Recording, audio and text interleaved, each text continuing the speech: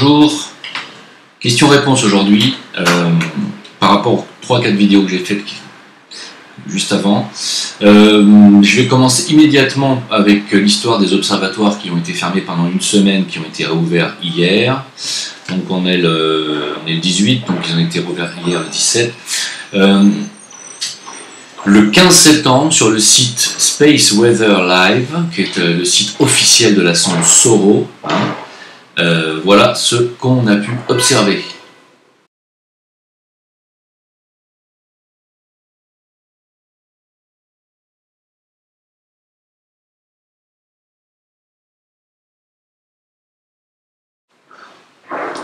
Et après ça, vous allez encore me dire que c'est du pipeau, qu'il n'y a jamais d'observation d'objets, qu'on est des malades mentaux, etc., etc. Voilà. Donc, ils ont fermé les observatoires pendant une semaine, jusqu'au 17 septembre, là, je finis ça, et le 15, donc 2 jours avant, la réouverture des observatoires, on a donc vu ça, des objets en forme de cigare en masse. Sachez que ce n'est pas la première fois qu'on voit de tels objets. Il y a de nombreuses observations d'ovnis en forme de cigare dans le système solaire, notamment, je ne sais pas si vous vous rappelez, je crois que c'était en 1988 ou 89, je ne sais plus exactement. C'était la sonde russe qui était partie autour de Mars et qui, au moment où elle allait prendre un cliché de Phobos, le satellite naturel de Mars, il y avait un objet qui était en orbite autour de Phobos, un objet en forme de cigare de plusieurs kilomètres de long. Et lorsque la sonde russe a voulu prendre une photo de cet objet, la sonde a explosé, a été détruite. Ils ont quand même reçu, avant l'explosion, une dernière image, les Russes, et voilà l'image qu'ils avaient reçue à l'époque. Voilà. Alors cet objet, depuis, n'est plus autour de Phobos, visiblement, d'après ce qu'on nous dit, mais on n'en sait rien en réalité. Et comme les Américains envoient des sondes maintenant sur Mars, ils ont peut-être probablement, on peut le dire, rencontré aussi de tels objets, ils ont probablement aussi de telles images, et c'est quand même étrange qu'au moment où ils décident de fermer les observatoires, et on ne sait toujours pas pourquoi, officiellement c'est pour un problème je sais pas quoi, qui sont inventés comme excuse bidon, enfin c'est un truc de dingue, et c'est quand même étrange qu'au moment où ils décident de fermer les observatoires, on fait des observations similaires à celles qu'il y avait autour de Phobos, avec des objets de forme donc cylindrique et en forme de cigare. Voilà. Étrange, non? C'est tout ce que j'ai à dire. Ces objets en forme de cigare, en réalité, j'ai tout un tas de spéculations qu'on peut faire là-dessus, sur qui les commande, qui les habite. On en reparlera peut-être dans un live ou avec d'autres personnes, c'est un sujet intéressant. En tout cas, voilà les observations du site officiel Space Weather Live de la sonde SOHO, la sonde solaire, qui observe le Soleil en permanence. Voilà donc. Et c'est pas la première fois. Vous pouvez tomber, vous faites une petite recherche internet, vous tapez sur Space Weather Live et vous tapez observation, spaceshift, etc., cigare, machin.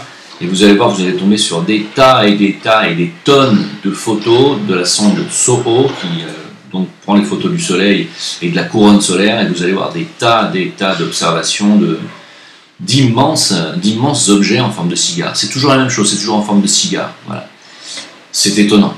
Alors, fin du dossier. En ce qui concerne ma vidéo sur les migrants juste avant, et sur la carte de crédit, sur les hôtels payés, etc. Bien entendu, il y a des tas de personnes qui m'ont dit « Mais non, mais pas seulement, mais qu'est-ce qu'il faut qu'on fasse avec ces gens alors on doit les laisser mourir de faim ?» Ben non, bien sûr. C'est des clandestins. Qu'est-ce qu'on faisait avant avec les clandestins? Qu'est-ce que tous les pays du monde font avec les clandestins? Ils les renvoient chez eux. Alors certes, 1 million de personnes en Allemagne, renvoyer 1 million de personnes, ça coûte cher.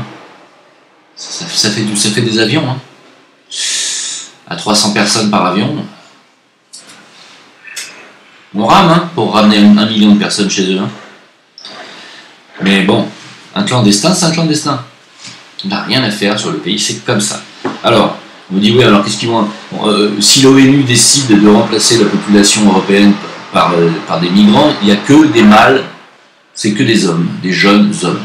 C'est vrai. Donc, est-ce que l'ONU s'imagine que la population européenne va se fondre avec uniquement des hommes venus d'Afrique? D'abord, primo, la réponse est quasiment oui. Les femmes européennes ne rechignent pas à se mélanger avec le mâle africain en général, déjà. Mais deuxièmement, n'oubliez pas qu'il y a le regroupement familial, et que grâce au regroupement familial, on a déjà créé des ghettos en France. Hein. Je vous ai dit dans une vidéo précédente, il y a 800 zones de non-droit en France, c'est-à-dire 800 zones où ce n'est plus la loi républicaine qui règne. C'est pour certains, alors je ne vais pas dire la charia parce que ça n'existe pas, mais c'est plutôt la loi du ghetto, hein, mais c'est aussi la loi de la mosquée pour certains quartiers. C'est fini, il n'y a plus de France, hein, dans ces quartiers-là. Il faut bien comprendre que la France, elle n'existe plus dans ces quartiers. Et ça, c'est grâce au regroupement familial. Alors, je ne dis pas que toutes les familles qui se sont regroupées grâce au regroupement familial, je ne dis pas que ça fait automatiquement de la racaille, c'est pas ce que j'ai dit, mais j'ai dit que à force d'avoir regroupé des familles dans des zones concentrées, hein, qu'on appelle les cités, et pas seulement, les grands ensembles, etc., on a créé des zones où la République française n'existe plus. Voilà, c'est tout. Mais Zemmour le démontre parfaitement bien. Sauf que Zemmour, lui, ce qu'il dit est vrai. Hein, d'ailleurs, je vais y venir juste après. Ce qu'il dit est absolument vrai. Seulement, Zemmour, il a une particularité, c'est qu'il ne dénonce jamais les décideurs de tout ça. Et les décideurs de tout ça, c'est Israël. C'est la clique à Soros, Rothschild. Rothschild, Soros qui est un agent de Rothschild. Il faut le dire. Et Rothschild qui a créé Israël, il faut le dire. C'est Israël, Soros qui finance les bateaux, les ONG. Tout ceci est très très très facilement démontrable. Tout est sur Internet. Donc, je vois pas. Aujourd'hui, je ne vois pas comment on peut ne pas comprendre et dénoncer ça. Voilà. Donc, ce qui va se passer, c'est que voilà, c'est que les jeunes mâles aujourd'hui qui débarquent, hein, c'est-à-dire tous les migrants qui débarquent dans les pays européens, vont être rejoints. Et puis, on va créer de nouvelles zones de non-droit. Et petit à petit, ça va se répandre sur les territoires européens. Et puis il y aura des reculs, un recul républicain en France, il y aura un recul de l'autorité étatique dans tous les pays européens. C'est tout. Et puis petit à petit, on aura de la charia, on aura un petit peu n'importe quoi, puis ça va être le chaos. C'est ça qui va arriver. Vous savez pourquoi en ce moment j'en ai vraiment marre de la France, mais je suis quand même content d'en être parti. J'ai cette chance, j'en suis parti. Je sais que vous êtes nombreux à me dire, mais toi t'as de la chance, t'es parti. Bon.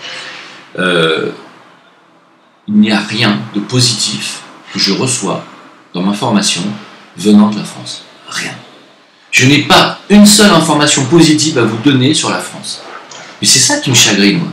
J'ai encore vu aujourd'hui sur Facebook un monsieur qui dénonçait la chasse en France. On tue des espèces protégées, des espèces en voie de disparition sur des oiseaux.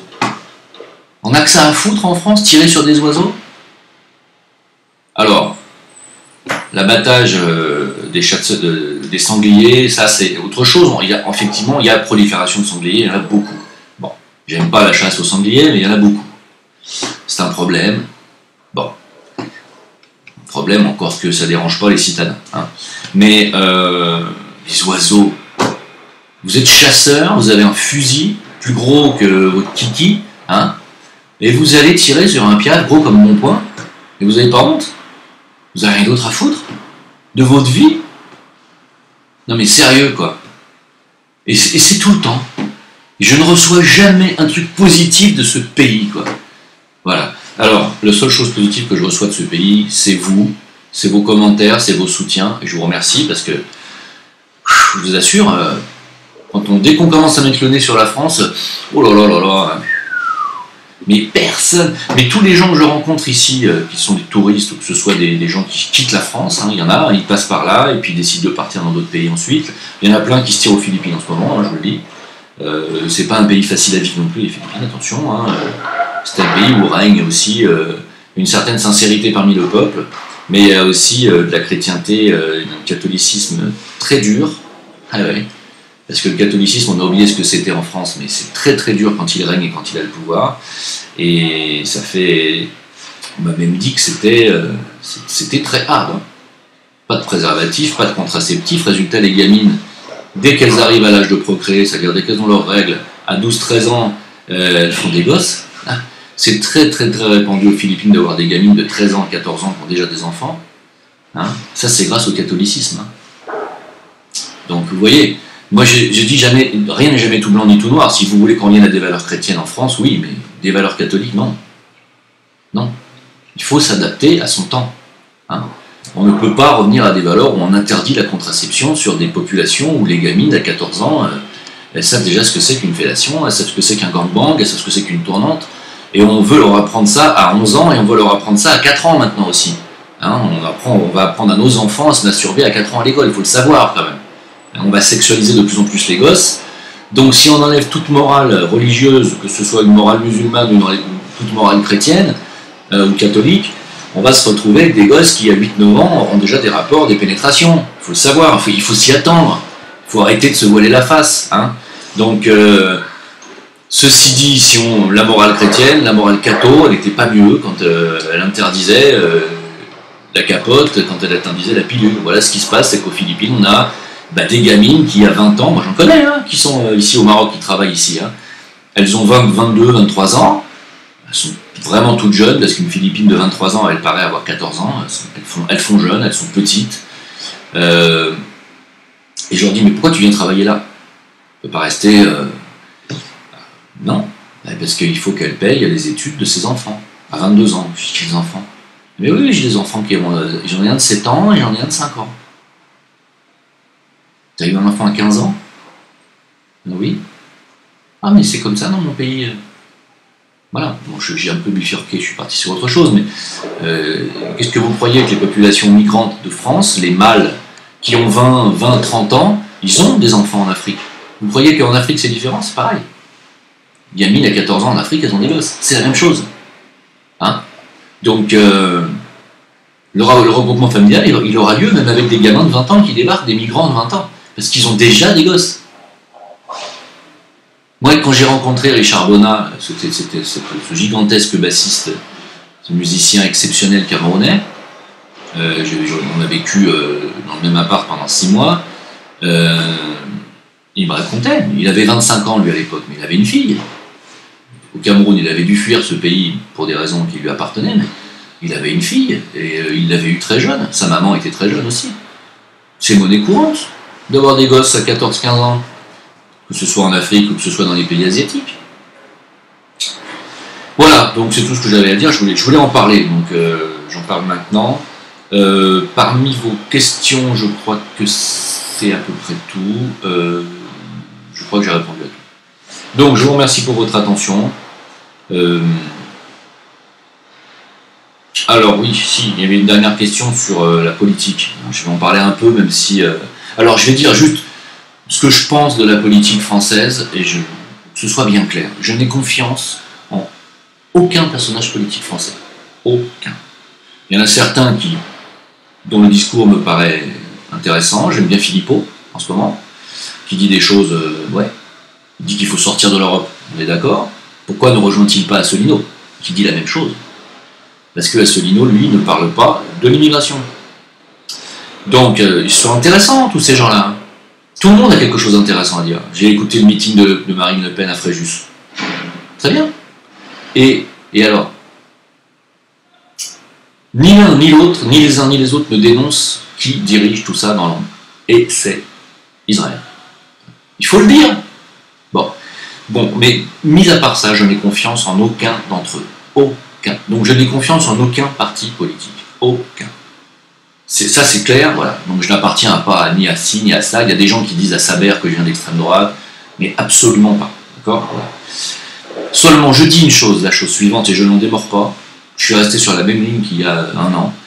Si on a la possibilité de faire sauter le système, de dézinguer tout ce bordel qu'il y a en France, en votant non politiquement correct, faisons-le. Et je ne vois qu'un seul parti qui pourrait obtenir ce résultat. Et ce parti, c'est le RN. J'en démords pas.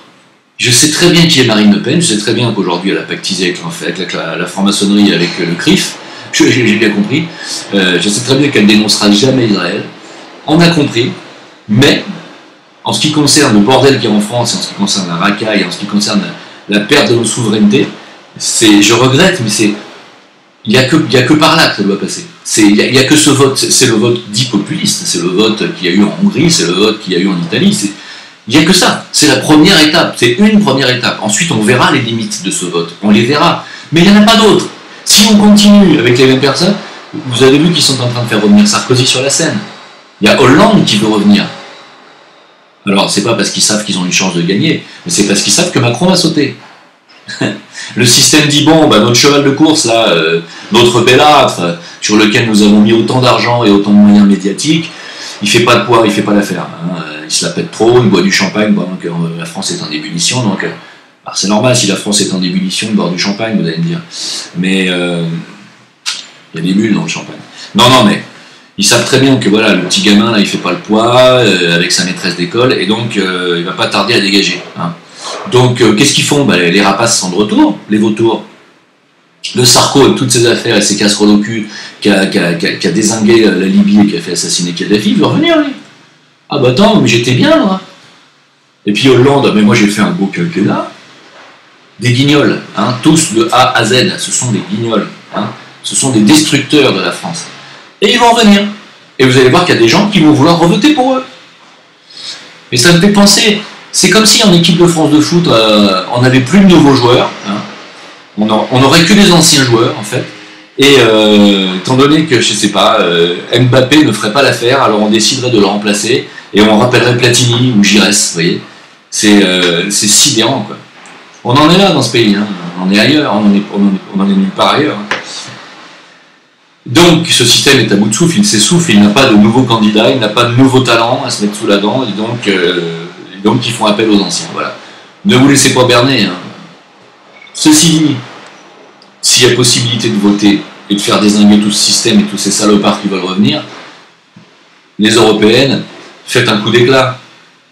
Faites un coup d'éclat, mettez le populisme, ce qu'on appelle le populisme en fait en réalité c'est les partis nationalistes.